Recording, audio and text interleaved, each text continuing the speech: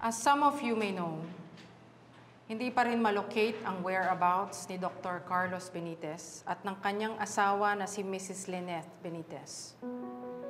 Nanawagan na sa social media si Dr. Annalyn Santos, but unfortunately, wala pa rin mga reliable leads.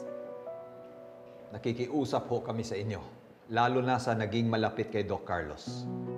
Kung kinontak kayo o kung alam nyo kung nasaan siya, please, let us know. Doc, sorry, but we've heard rumors na hindi daw talaga sila nawawala. At kinidnap daw ni Doc Carlos ang sarili niyang asawa. Is that true? Dati na makakaiba. Medyo gusto ko ang question hindi. Tanongin ko. Doc, totoo po ba na pinaiimbestigahan si Doc Carlos ng mga pulis dahil sa pagpatay? Sino pinatay ni Doc Carlos? Hindi ko nga narinig ko lang. Diba? Hindi ko...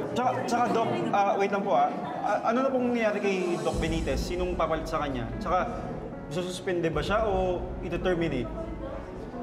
Diba? Kasi yung mga ganong issue dapat gawa na nila ng action. Hindi ka na masyado eh. Sino na lang susunod na... Para tayong bulag dito, dapat alam din natin yung mga gagawin nila. Problema eh. Diba? So paano na lang yung hospital, diba? Paano yung mga tao dito? Hindi dapat tayo parang bulag dito. Doc Katie, I think the research community deserves to know the truth. Everybody, please, settle down. Yes. May nakasampang kaso kay Doc Carlos.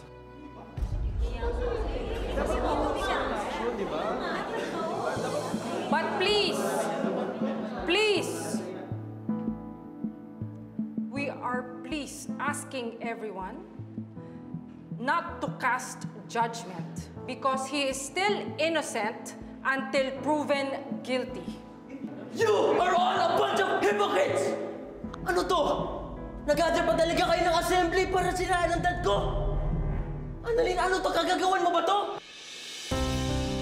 Harry, hindi. Humihingi lang kami ng tulong. Harry, please, you're drunk. Hindi! Ang sasama niyo lahat! Lalo ka na, Annalyn! Ano, gusto niyo pa talaga siya i-trial by publicity? Nanawagan ka pa sa social media. Alam ko yun. Narinig ko yun. You made him look bad. Wala naman ako sinasabing makakasira sa daddy mo eh. Pero kailangan mo gawin yun? Hindi. Bakit yung dinidi ng dad ko? Siya ang medical director ng hospital na to. He loved this hospital. Minahal niya kayong lahat. Iniisip nilang kapakanan yung lahat. Pero ano ginagawa niyo? Imbes na protektahan niyo siya, sinisiraan niyo siya, pinagchichismisan niyo siya. Sasama niyo lahat! Saka pa! Ikaw huwag kang makialam, wala kang alam dito. Wala kang alam dito.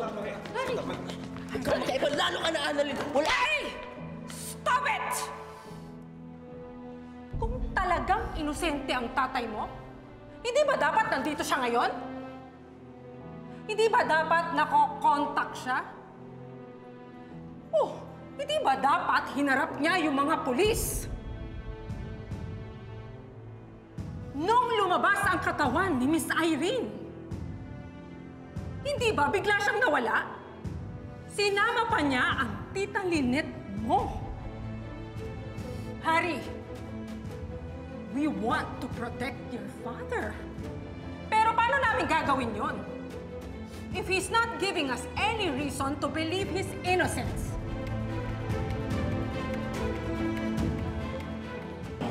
Let's go. Let's go.